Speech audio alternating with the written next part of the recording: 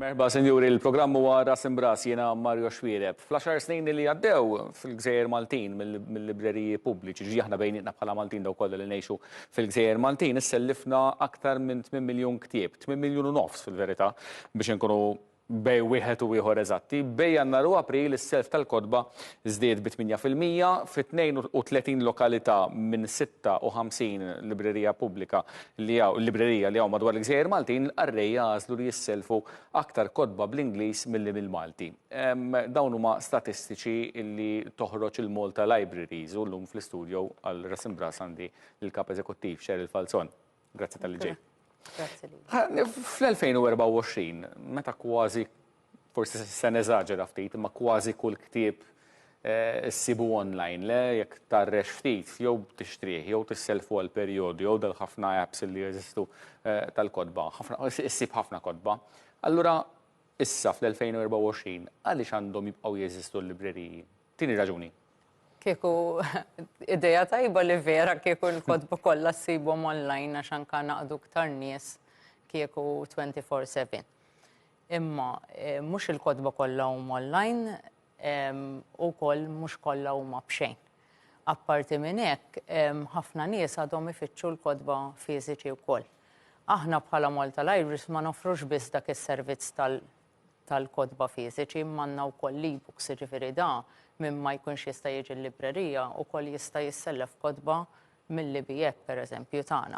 Apparti minn hekk għalkemm anke pereżempju tgħid li anke riċerka tista' ssir online illum.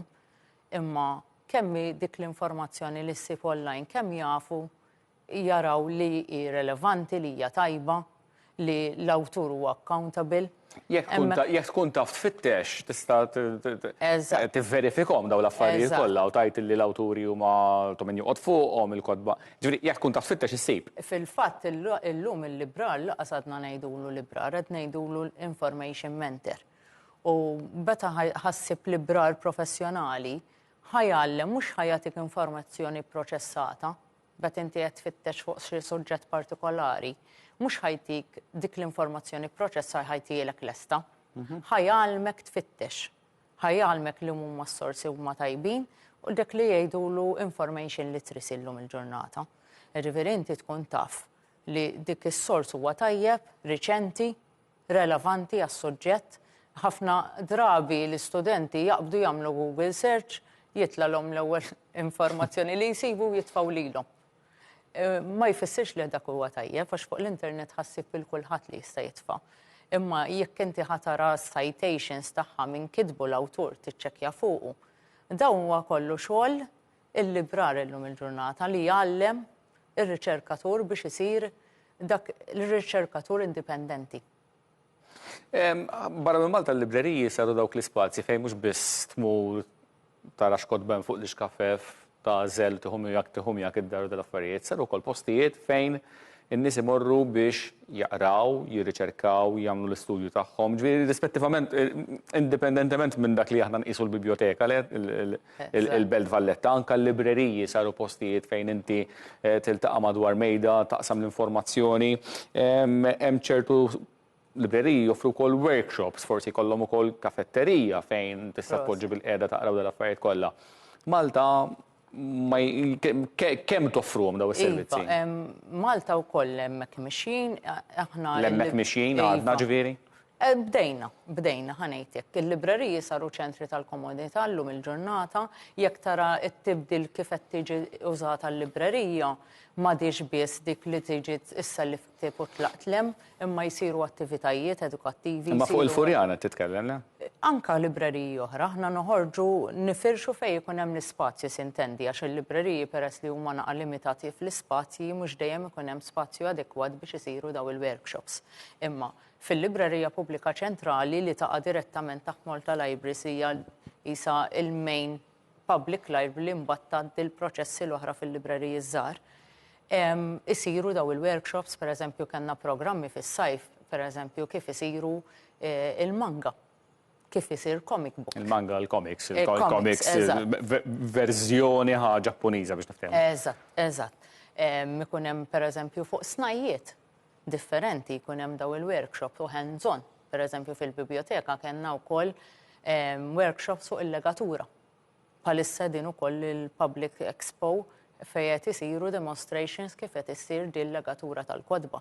L-isfortunatament hija snajja li qed tispiċċa wkoll. Mill-qudiem qegħdin nippreparaw bħalissa hemm rinnovar fil-sezzjoni tal-adulti fil-Furjana fejn dan l-ispazju ħajkun qed jintuża wkoll bħala dak li jgħidulu maker space. Maker space huwa post fejn isiru daw il-workshops. Ikun hemm pereżempju educational gaming, VR, augmented reality, 3D printing. Ma daw l-affarijiet u bat minna ħal-oħra ngħidlek jiena kif imorru mal-kodba? Ġvi l-augmented reality, il-realtà virtuali li hija totalment differenti mill-augmented reality. Kif imorru? Aw kodba li jħorġu għandek l-augmented reality fihom, pereżempju. Itik esperjenza addizzjonali għal-ktieb. Eżatt. Qed tikkrea qisu viżwal mal-ktieb. Spiċċa sidirhom. Eżatt. Pereżempju qed nikkreaw bħalissa hemm proġett għaddej ma' Heritage Malta nista' nsemmi ħaġdaqt ikun lest fejn qed nikkreaw a virtual tour tal-Biblioteka Nazzjonali fejn inti tista' tidħol virtwalment u itik informazzjoni fuq kemm il-binja u kemm il-kollezzjoni.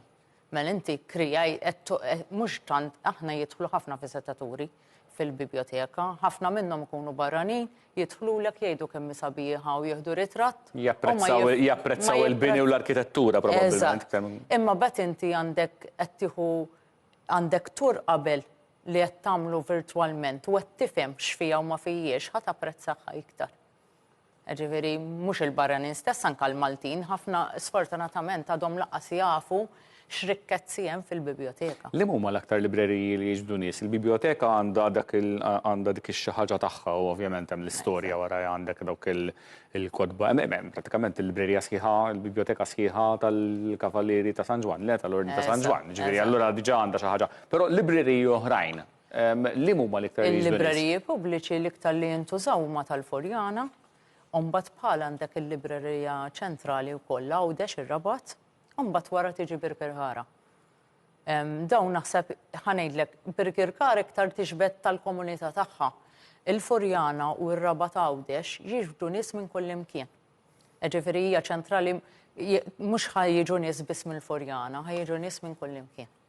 Jiena bdejt il-programm billi għad fl-10 snin li għaddew fil-Gżejjer Maltin mill-libreriji, il-Maltin isselfu, il-Maltin u l-barranin, aktar minn 8 miljun ktieb.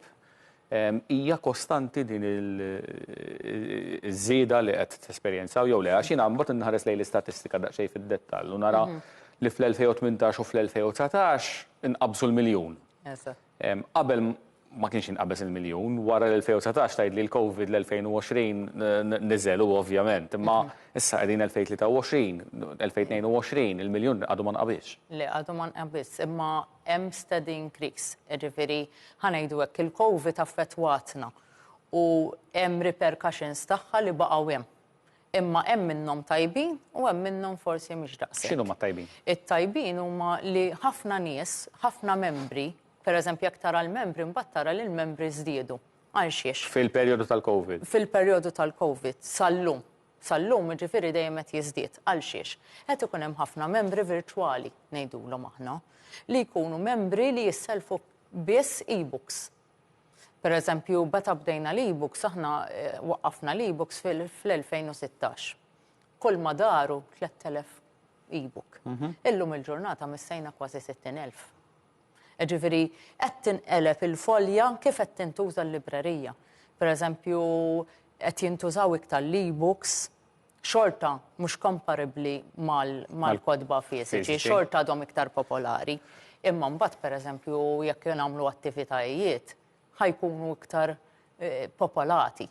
Qed ikun hemm ħafna użu. Imma żdiedu l-e-books, imma xorta ma rritornajniex fil-livell tal-aktar minn miljun ktieb. Kien hemm steady increase, ġifieri wara l-Covid, qed ngħidu aħna mill-2022, beda jiżdied, 2023 reġa' żdied u terġa' dis-sena jekk tikkumpara l-ewwel perjodu wkoll reġa' żdied.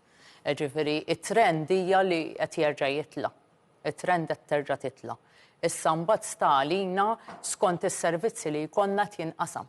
Ġifieri iktar ma jkollna servizzi, in-nies ħajtħajru forsi jifqu naqra mill-self ta' kodba fiżiċi u qed jisselfu iktar e-books jew qed jiġu iktar Spiega li attivitajiet. xej kif taħdem kurjuża il-biċċa xogħol tal-e-books.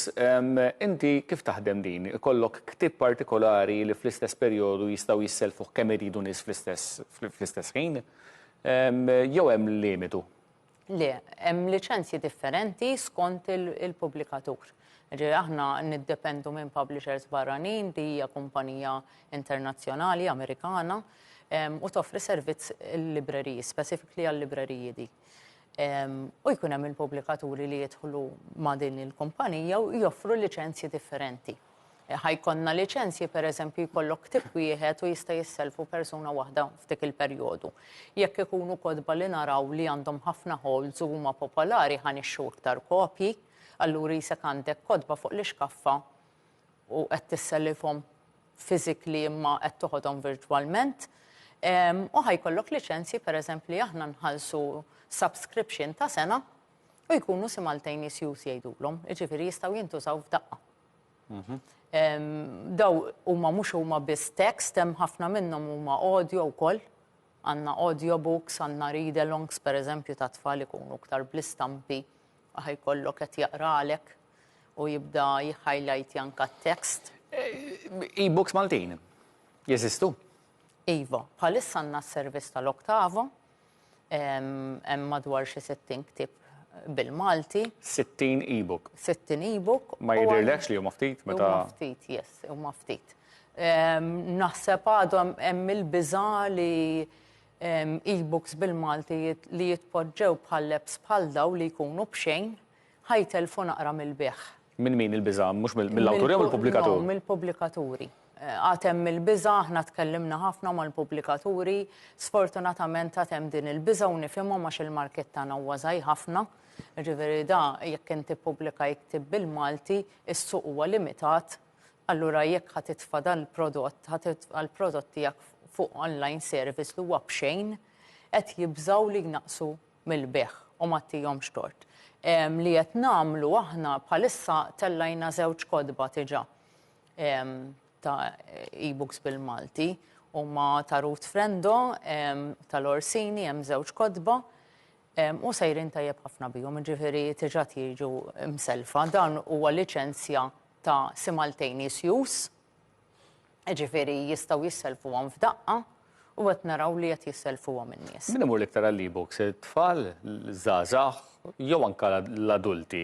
Ġifieri ilhom jeżistu daw il-tablets li toħroġ tista' toħodhom miegħek anke ħdejn il-baħar u jkollok il-kolba taqra letteralment, ġifieri anke adulti tarhom f'idejhom. Imma e-books dan is-servizz li toffru bħala librerija minn l-iktar li jużaha? Ara, l-iktar li jisselfu huma tfal f'kollox, imma hija soġġettiva x'inti tittara mill-lenti oħra.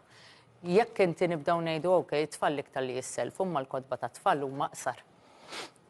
Allura jekk inti tfal għandek ktieb ta' forsi jinnaf 10 paġni kollox, malajħa taqraħ u jridu jbidluh. Compared ma' xi ħadd adult li qed jaqra pereżempju ktieb ta' riċerka li forsi jkollu bżonnu li jżommu xarejn. Ma jfissirx għax qed jaqraw iktar jew inqas. Ġifieri inti tittoħodha. Il-turnover tal-kodba ta' tfal huwa ogħla brata. Ħajkun ogħla imma għax huwa ovvju, għax il-kodba huma iqsar hemm iktar illustrations fihom, ġifieri ħajjaqbżu ħafna iktar il-paġni, it-tfal ħajaqraw malajr u jkunu jridu jbidlu. Allura, il-turnover ħatkun iktar malajr. Kemm tinvestu f'kodba kull sena? F'kodba ġodda? Kemm tixtru kodba ġodda fis-sena? Ara, mhux dejjem l-istess. Jekk nieħdu l-aħħar sentej, kellna 2022 isna infaqna madwar 120,000 u xrajna il-fuq 12,000 ktieb ġdid. U is-sena l-oħra infaqna madwar 95,000 u kien hemm madwar 15,000 ktieb. Tgħidli x'inhi d-differenza nfaqtu iktar jew inqas.